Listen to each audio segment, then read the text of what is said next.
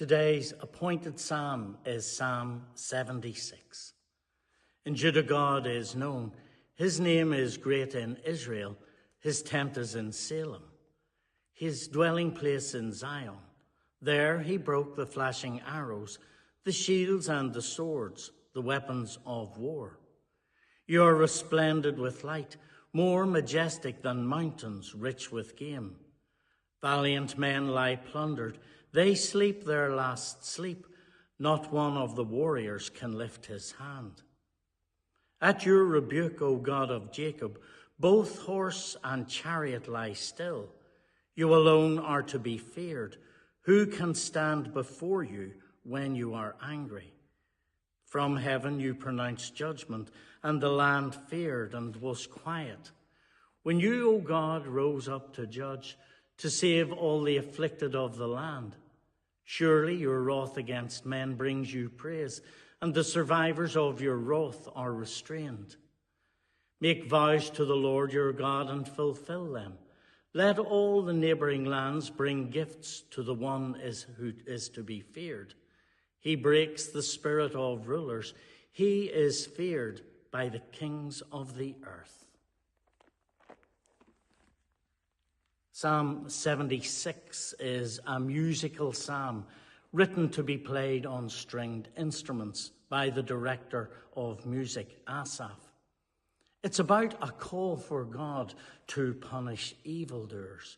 It praises God for his mighty power. It was probably written at a time when Israel celebrated their defeat of Sennacherib, an unlikely outcome to this battle. When I was growing up, I thought that the Mothers' Union were a group of women of a certain age who met each month in the church hall. I had no idea what they did or what they talked about. I knew that in the summer they took a bus trip somewhere.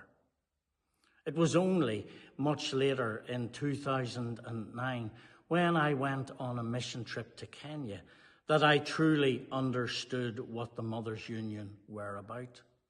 There I met an organization who looked after all who suffered, all who were in need.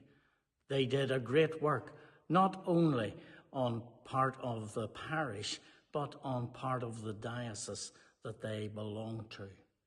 It changed my understanding of what the Mothers' Union did and what the Mothers' Union continues to do. And it was on my return that I became an enrolled member of the Mothers' Union in order to support them. As we look to this psalm, we hear of a God who protects his people even when violence comes against them. We only need to look at how God used the Red Sea in order to protect Israel during the Exodus.